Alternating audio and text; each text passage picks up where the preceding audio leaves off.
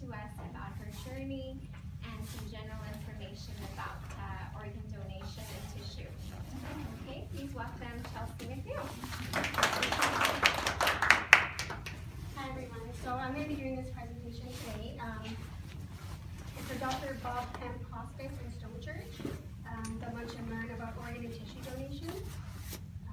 And my name is Chelsey. So just an overview and the mission statement. So Trillium Gift of Life Network is a not-for-profit agency of the Government of Ontario responsible for facilitating organ and tissue donation and transplant in Ontario.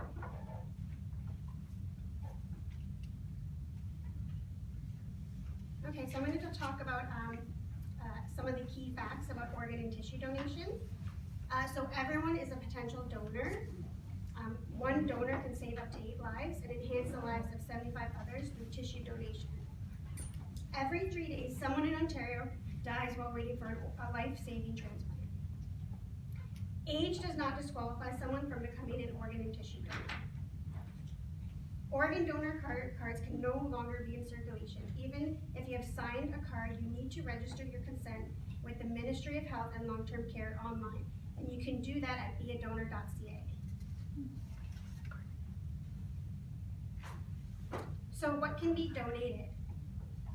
Deceased donation organs and tissues that can be donated. So there's the heart, the lungs, the liver, the pancreas, the kidneys, and the small bowel. And then the tissues are eyes, heart valves, bone tendons, and skin. So how the transplant list is categorized, it goes by body type, body size, how sick you are, the distance from the donor, the tissue type, and the time that you've been on the list. So what it does not go by race at all, gender, income, celebrity, or social status. So what is involved and how long does the transplant process take? Well, an organ and tissue donor coordinator will speak to the family about the donation and access the Ministry of Health and Long-Term Care database to see if their loved one was a registered donor. That information is then shared with the family and asked to reaffirm that choice. Once consent is given, medical tests are completed to determine what organs and tissues are suitable for transplant. The organs are then matched with someone on the transplant list, and then surgery takes place. The entire donation process, from the family agreeing to move forward with the donation to the recovery, takes about 24 to 36 hours to complete. Excuse me. Yeah. So is this when somebody has already agreed to be an organ donor? Yeah, so they've registered They've online. already registered, right? They've already, so they have to check that before, Okay. and then they confirm with the family. Okay. Yeah.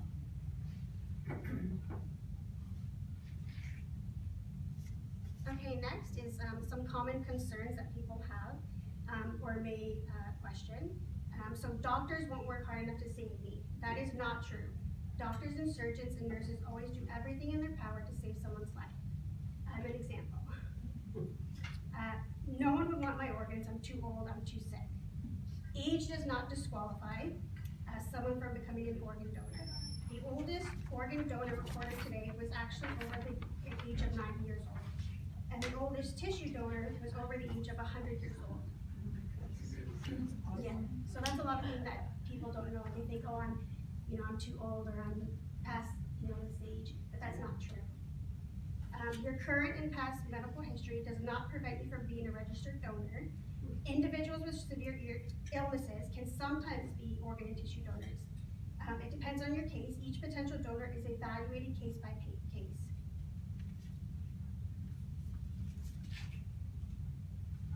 Some other common concerns are also, my religion is against organ donation. No religion forbids this practice, but most religions support organ and tissue donation as an act of charity and goodwill. People from all walks of life depend on organ and tissue donation, regardless of race, origin, religion, or language. Another concern is I won't be able to have an open casket. That is also not true. Organ and tissue donation does not interfere with an open casket at a funeral. The donor's body is fully clothed and is treated with care and respect, so there is no visible signs of organ or tissue donation. Transplants won't work. Sometimes transplants do not work in rare cases, that your body may reject the donated organ, or the illness or disease may come back. But there are many treatments available to treat rejection, and they're always watched very carefully to prevent the rejection from happening. In some cases, when the treatment doesn't work and the body just keeps rejecting the organ, then they may have to reconsider a second or sometimes even a third transplant. The waiting list gives preference to the rich and famous. That is also not true. As discussed earlier, the list does not go by that. All transplant candidates waiting on the list are prioritized by blood type, size, and other medical factors. The list does not at all go by financial wellness or celebrity status, race, or gender.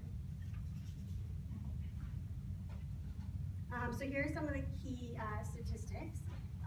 4.3 million is the number of Ontarios who have made the decision to save lives. About 34% of Ontarios who are registered organ and tissue donors, and 38% of the registered donors are in Hamilton, and over 1,600 are waiting for life-saving organ transplants in Ontario. This is just a little overview of how we're doing in Hamilton. So about 38% is the rate for the registered organ donors. That's about a 34% in Ontario's average. Hamilton's registration rate is 38%, and we're ranked 130 out of 170 communities in Ontario. So I'm going to go on to talk about MAID, which is medical assistance in dying, and donating organ and tissue with that. So the decision to pursue MAID and the decision to donate your organs are both separate. Both decisions are made by the individual, as saving lives through organ and tissue donation is possible for those who receive medical assistance in dying. Your suitability will be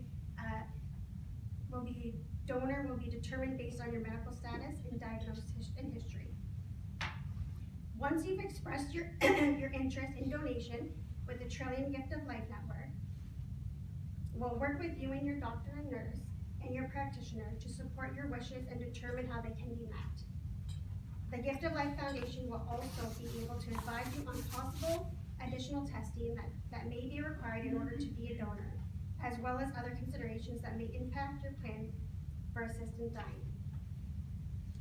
It is also important that you make your decision to donate known to your family, as well as your doctors and nurses and practitioner, as it is part of the process.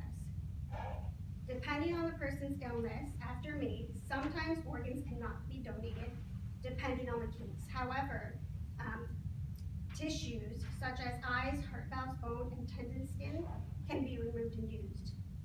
In some cases, organ and tissues that may not be suitable for organ and tissue donation, they can be used for research if indicated upon your registration. So some reasons to consider being an organ donor, if you're unsure. By registering to consent for organ and tissue donation, you give hope to thousands of Ontarians waiting for a transplant.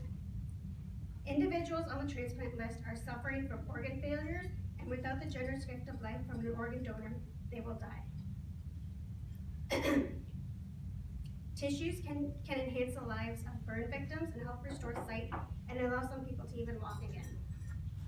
Transplants not only save lives, but they return the recipients to productive lives. When registering your consent for organ and tissue donation, you let those waiting know that you would help if you could. Also, without an organ donor, there is no story, there is no hope, and there is no transplant.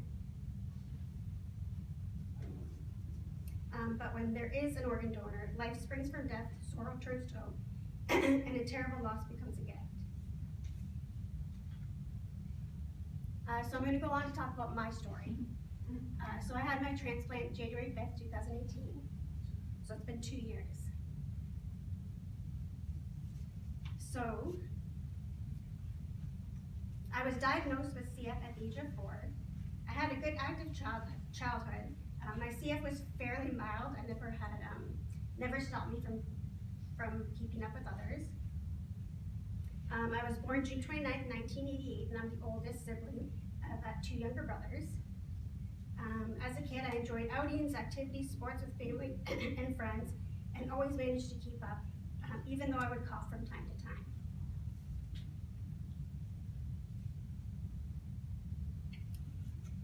So as I got older, my health had still managed to be fairly good throughout my elementary, high school, and college years.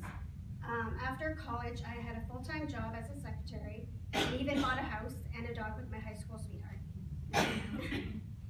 As I reached my mid-20s, I had got a bad chest infection, causing me to have my first pneumothorax, which I later thankfully recovered from. And in later 2014, I was able to marry my husband, and couldn't have been happier. Things were going well. So come to the end of 2015, I ended up getting sick with another chest infection. This time it was a little bit worse. It caused me to have my second pneumothorax, which at that time would not heal. I spent 3 months in hospital, and I ended up going home on oxygen. In the middle of 2016, I went to the Toronto General Hospital as I was considering transplant. And wanted to go through all the tests and process, as being on oxygen was becoming very difficult. So once I completed my transplant test and process, finally in 2017, sorry, I need some water.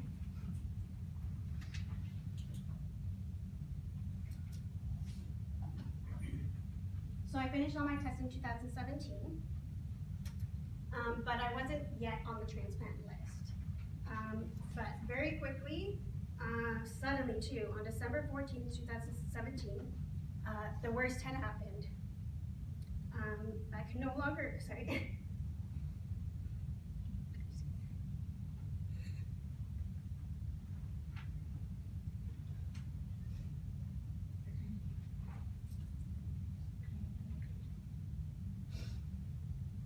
So I couldn't breathe anymore.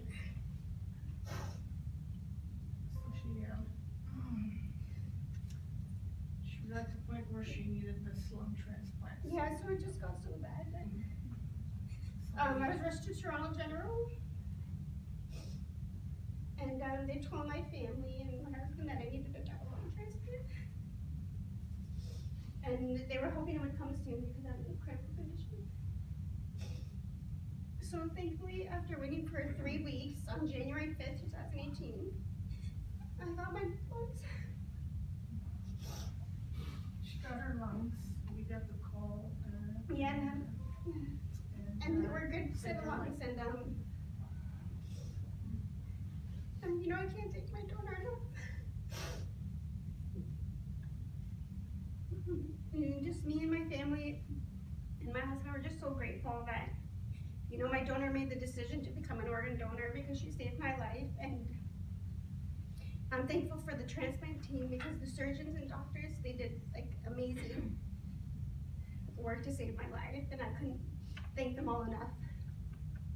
And because of my donor, her legacy continues. Her story still goes on through me, and my story still continues. And because of her, you know, receiving my new lungs, I've been able to, in 2019, I got to be a bridesmaid in my cousin's wedding and go to Mexico. And I was able to meet my best friend's newborn babies and participate in fundraisers, birthday celebrations, holidays, take my dogs on walks, go to the beach, swimming in my backyard. And I got to celebrate my 2-year double lung transplant anniversary. And all this wouldn't have been possible without my organ donor and her family. And these are just some pictures. For my 31st birthday, I did a fundraiser for the Trillium Gift of Life. And these are just some pictures of me and my family. Why is it important to register? When you register, the majority of families honor their loved ones' decision without knowledge of someone's wish. Not all families consent to organ donation, so that's why it's so important to talk to your family about your wishes. Today, 34% of Ontarians have registered their donation decision. And by registering, you can go to beadonor.ca. Remember, to sign donor cards, you still have to register your consent to donate online as well. Again, beadonor.ca, or you could do it in person at Service Ontario. Registering using the Gift of Life consent form, you can also mail it in. You can make a difference in 2 minutes. It doesn't take long to just go online and sign to be a registered donor. And that's That's good.